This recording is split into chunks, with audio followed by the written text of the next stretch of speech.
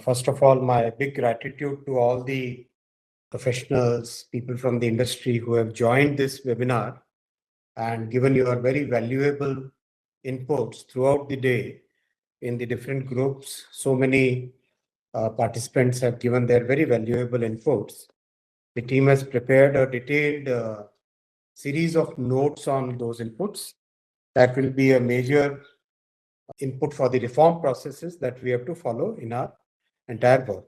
So first of all, big thanks to the entire industry participants and the participants from various ministries and executing agencies who have shared your responses.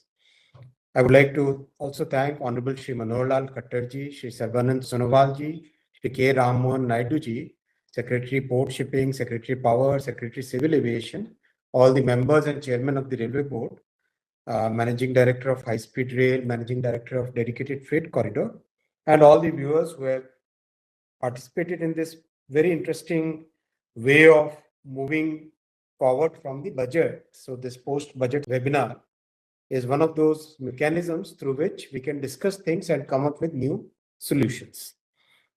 I would like to focus on 3 points only in a very short intervention. First is the ramp up which has happened over the past decade. In railways, this ramp up has been extraordinary from practically very minuscule track addition. We have added about 35,000 kilometer tracks in the last decade. Now it's more than that if we count this year's work also. That is practically more than the entire railway network of Germany. We have electrified practically 99% of the total network, about 55,000 kilometers, which is, if you add, then that is like the network of Germany plus Belgium plus Switzerland plus Denmark.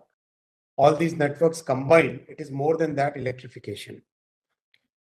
When we scale up things at that level, then the biggest thing that we need to work on is how do we improve the capacity and the overall resources that we have in the industry. Because end of the day, the work that we do is always a partnership mode where the industry and the government have to work in tandem to scale up. If we suddenly ramp up and the industry also ramps up, then we suddenly go down, then it becomes a problem for the industry. Skilling has to be done along with the ramping up, quality methods, supervision methods, use of technology, all those things have to ramp up in sync with the industry and the government. So that is one major challenge that we have been facing. And I understand that many inputs have been given on this major challenge, which industry is also facing. So this should be a major template for our reforms going forward. The second point which I wanted to share was the big change that will happen in transportation in the coming years. As we progress the first high-speed corridor from Mumbai to Amdavad, we have seen the significantly steep learning curve.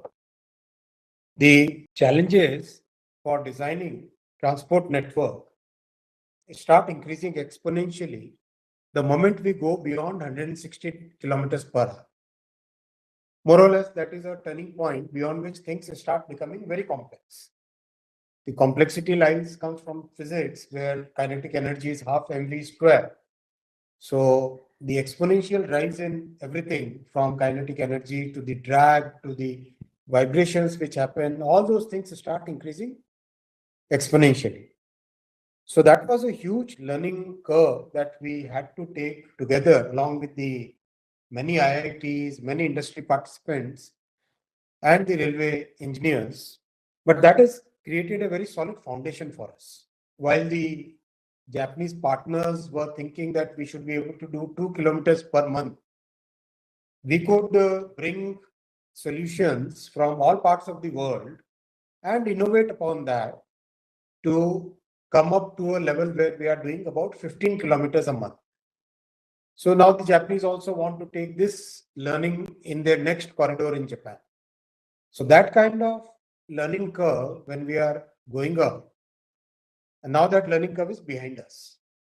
So now we can think of much more faster, many more corridors we can take up.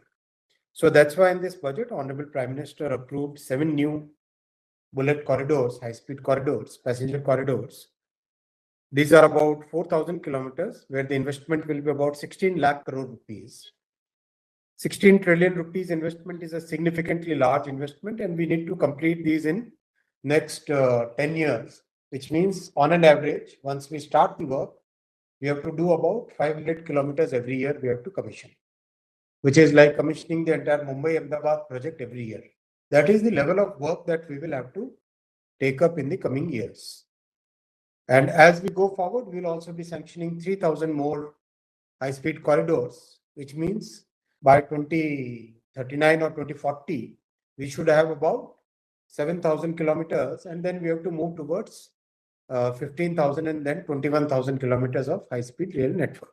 All that will require tremendous work from railway side, from industry side, from the supply chain partners, the manufacturers, the equipment manufacturers, the service people, the operation and maintenance people, the signaling people, the rolling stock manufacturers, from the electrical conductors, which are very special conductors which go in the overhead electrical line, the way the measurements and design is done, the way validation is done. We'll have to totally look at a new way of working in our system, both in the railway setup as well as in the industry. That is the challenge, because if you want to have a Mumbai to Pune journey in 48 minutes, then that requires 48 months of work before that. If we have to have a 73-minute journey between Bangalore and Chennai, then that requires huge amount of work which goes into it so that we can achieve that goal. So that is my second point, and I'll request all the industry participants to give deep thought to it. I'm very happy to have a half a day workshop with the major construction companies as well as the major equipment manufacturing companies and the major design companies on this session on this particular topic. The third point I wanted to share was about quality. Time has come when we should really make our qualifications very strict, because today the qualification standards are so weak that every tender is now attracting 20, 25, 30 people. So many times we are getting from the estimate, which is again always prepared very conservatively, minus 30%, minus 25%, minus 20%. Now that basically means that cutting corners and going for arbitration, so that instead of making the returns from the project, then the returns are from litigation. So instead of ROI, so many industry participants today look at ROL, return from litigation. So that is not something which is good for a country which is building towards a Viksit Bharat. So we need to really tighten our qualification standards, and in that we have to substantially cut the scope for subcontracting. In my opinion, anything more than 40% subcontracting should not be allowed. And this is followed in the private industry. In the private industry, nobody allows subcontracting beyond even 30% in so many cases. And in complex projects, people will not allow anything more than 20% also. So why should we allow government setup 60%, 70% subcontracting, where government, it's public money, so it has to be invested with greater care. So there has to be much more stricter quality standards and qualification standards in the case of government projects. Similarly, in case of railways, the complexity is on 6 fronts.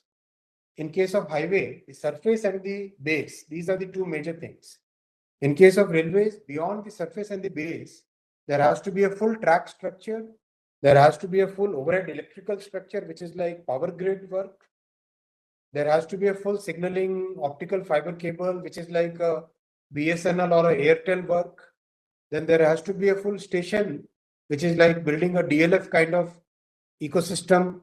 Then there has to be a rolling stock movement thing, which is like running a complete train system. So that's very complex. It is 6 times more complex compared to a highway system.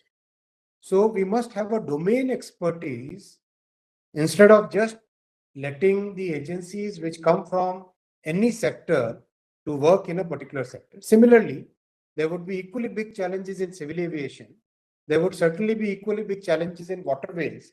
So there we must focus on getting the teams and agencies which have performed in those particular sectors, instead of just allowing everybody to come in the tenders and then cause disputes and then finally go to litigation and then cause delays and cost overruns. So these are the 3 points I wanted to share with all the participants. First, how do we ramp up? How do we increase? How do we scale up? Second, how do we bring the quality standards? Third, how do we change our entire documentation so that instead of litigation and disputes, we focus more on delivery and quality rather than getting into that entire unending litigation mode. So these are the things which I thought I'll share with you. Our teams are working on these things, but I thought that this is a good forum where the industry and government can work in sync. Thank you very much.